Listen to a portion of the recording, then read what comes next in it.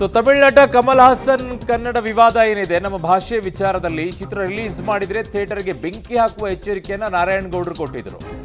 ಕರವೇ ಎಚ್ಚರಿಕೆ, ಚಿತ್ರ ಬಿಡುಗಡೆಗೆ ಥಿಯೇಟರ್ ಮಾಲೀಕರು ವಿರೋಧವನ್ನ ವ್ಯಕ್ತಪಡಿಸ್ತಾ ಇದ್ದಾರೆ.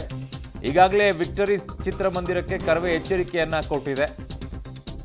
ಸ್ವಯಂ ಪ್ರೇರಣೆಯಿಂದ ರಿಲೀಸ್ ಮಾಡಲ್ಲ ಅಂತ ಈಗ ಥಿಯೇಟರ್ ಮಾಲೀಕರು ಹೇಳ್ತಾ ಇದ್ದಾರೆ. ಕರೆಕ್ಟ್, ಆ ಡಿಸಿಷನ್ಗೆ ಎಲ್ಲ ಥಿಯೇಟರ್ ಮಾಲೀಕರು ಬರಬೇಕು. ನೀವು ಕೂಡ ಇವತ್ತು ನಮ್ಮ ಭಾಷೆಯ ವಿಚಾರದಲ್ಲಿ ಒಂದು ಸ್ಟ್ಯಾಂಡ್ ತಗೊಳ್ಳೇಬೇಕು. ಮಾಲ್ಗಳಲ್ಲಿ ಮುಂಜಾಗ್ರತೆಯಿಂದ ಚಿತ್ರ ಬಹಿಷ್ಕಾರ ಅಂತೆ. ಈ ಮಾಲ್ಗಳವ್ರದ್ದೇ ಬಹಳ ಕಾಟಾರಿ. ಇಲ್ಲಿ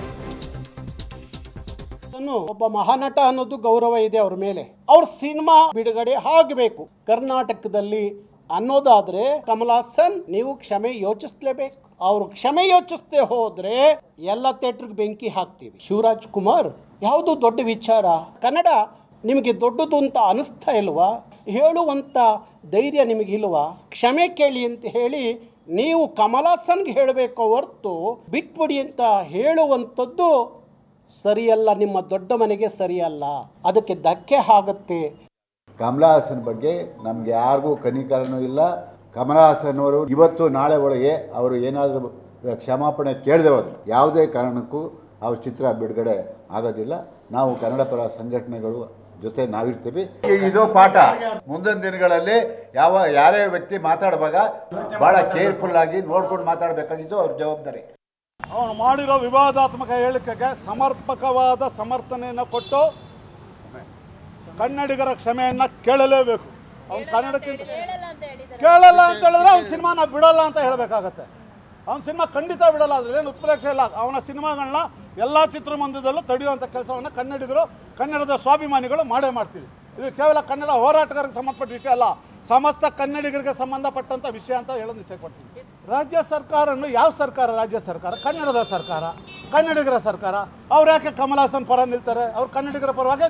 ಈ ಕುರಿತಂತೆ ಮತ್ತಷ್ಟು ಮಾಹಿತಿಯನ್ನು ಪಡೆಯೋಣ. ನನ್ನ ಕೊಲೀಗ್ ಮಾರುತಿ ನನ್ನ ಜೊತೆ ಇವಾಗ ಜಾಯ್ನ್ ಆಗ್ತಾ ಇದ್ದಾರೆ. ಮಾರುತಿ, ಈ ಸಮಸ್ಯೆನ ಬಹಳ ಸುಲಭವಾಗಿ ಬಗೆಹರಿಸ್ಬೋದು. ಟೆಕ್ನಿಕಲಿ ನಾವು ಸಿನಿಮಾ ಬ್ಯಾನ್ ಮಾಡಿದ್ದೀವಿ ಅಂತ ಹೇಳಕ್ಕೆ ಬರದೇ ಇದ್ರೂ ಚಿತ್ರಮಂದಿರಗಳ ಮಾಲೀಕರು ಸ್ವಪ್ರೇರಣೆಯಿಂದ, ಸ್ವಯಂ ಪ್ರೇರಣೆಯಿಂದ ನಾವು ಚಿತ್ರ ಪ್ರದರ್ಶನ ಮಾಡಲ್ಲ, ಆಮೇಲೆ ಮಾಲ್ ಓನರ್ಗಳು ಕೂಡ ನಾವು ಚಿತ್ರ ಪ್ರದರ್ಶನ ಮಾಡಲ್ಲ ಅಂತ ತೀರ್ಮಾನ ತೊಗೊಂಬಿಟ್ರೆ ಮುಗಿದೋಯ್ತು.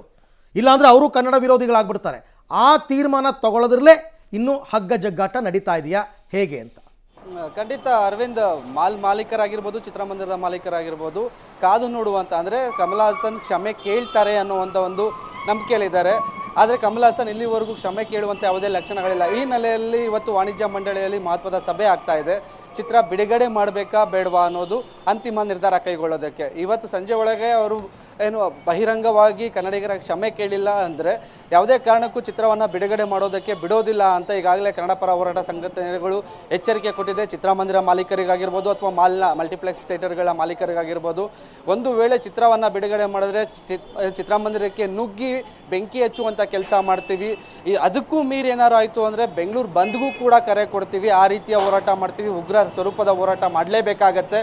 ಇದು ಕನ್ನಡದ ವಿಚಾರ.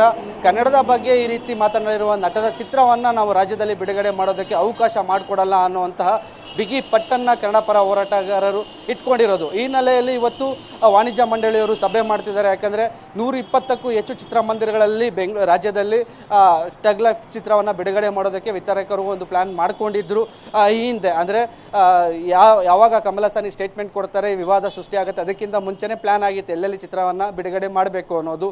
ಸ್ಕ್ರೀನಿಂಗ್ಗಳ ಬಗ್ಗೆ ಆಗಾಗಲೇ ಎಲ್ಲೆಲ್ಲಿ ಬಿಡುಗಡೆ ಮಾಡಬೇಕು ವಿತರಣೆಗಳಾಗಿತ್ತು. ಆದರೆ ಈಗ ಕೆಲ ಚಿತ್ರಮಂದಿರ ಮಾಲೀಕರು ಕೂಡ ನಾವು ಕನ್ನಡದ ವಿರುದ್ಧ ಮಾತನಾಡಿರುವಂತಹ ಕಮಲ್ ಹಾಸನ್ ಕ್ಷಮೆ ಕೇಳಿದರೆ ನಮ್ಮ ಚಿತ್ರಮಂದಿರದಲ್ಲಿ ಬಿಡುಗಡೆ ಮಾಡಲ್ಲ ಅಂತ ಬಹಿರಂಗವಾಗಿ ಹೇಳಿಕೆ ಕೂಡ ಕೊಟ್ಟಿದ್ದಾರೆ.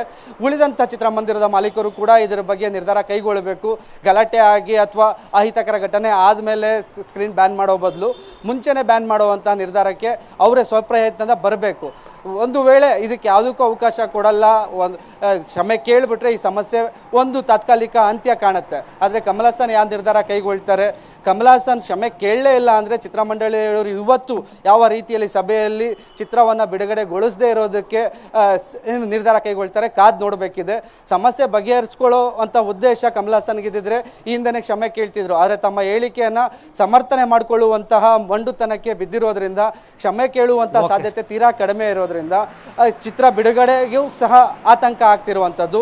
ಚಿತ್ರ ಬಿಡುಗಡೆ ಮಾಡುವಂತಹ ನೆಸೆಸಿಟಿ ಕನ್ನಡಿಗರಿಗಿಲ್ಲ, ಕರ್ನಾಟಕದಲ್ಲಿ ಆ ಚಿತ್ರ ಬೇಕಾಗಿಲ್ಲ ಅಂತ ಒಂದು ಗಟ್ಟಿ ನಿರ್ಧಾರವನ್ನು ಕನ್ನಡಿಗರು ಮಾತ್ರ ಅಲ್ಲ, ಚಿತ್ರಮಂದಿರದ ಮಾಲೀಕರು ಮತ್ತು ವಾಣಿಜ್ಯ ಮಂಡಳಿ ಕೂಡ ಕೈಗೊಂಡಾಗ ಇದಕ್ಕೊಂದು ತಾರ್ಕಿಕ ಅಂತ್ಯ ಸಿಗುತ್ತೆ. Okay Maruti, thank you. ತಮ್ಮೆಲ್ಲ ಮಾಹಿತಿಗೆ ಧನ್ಯವಾದ. ನಂಗೆ ಒಂದು ಅರ್ಥ ಆಗದೆ ಇರೋದು ಅರುಣ್, ಕಾಶ್ಮೀರಿ ಫೈಲ್ಸ್ ಸಿನಿಮಾ ಬಂತು, ಪ್ರಚೋದನಕಾರಿ ಅಂಶದಿಂದ ಕೂಡಿದೆ ಅಂತ ಅಂದ್ಬಿಟ್ಟು ವೆಸ್ಟ್ ಬೆಂಗಾಲ್ನಲ್ಲಿ ಅಲ್ಲಿನ ಮುಖ್ಯಮಂತ್ರಿ ಮಮತಾ ಬ್ಯಾನರ್ಜಿ ಸಿನಿಮಾನೇ ಬ್ಯಾನ್ ಮಾಡಿದ್ರು. ನಮ್ಮ ರಾಜ್ಯದಲ್ಲಿ ಸಿನಿಮಾ ಬಿಡುಗಡೆ ಇಲ್ಲ ಅಂತ. ಈಗ ಇದು ಭಾಷೆ ವಿಚಾರ ಆಗಿರೋದ್ರಿಂದ ನಮ್ಮ ರಾಜ್ಯ ಸರ್ಕಾರ ಯಾಕೆ ತೀರ್ಮಾನ ತಗೋತಿಲ್ಲ? ತಗೋಕ್ ಅವಕಾಶ ಇದೆ. ಆ ಮೆಸೇಜ್ ಅನ್ನ ಕೊಡಬೇಕು.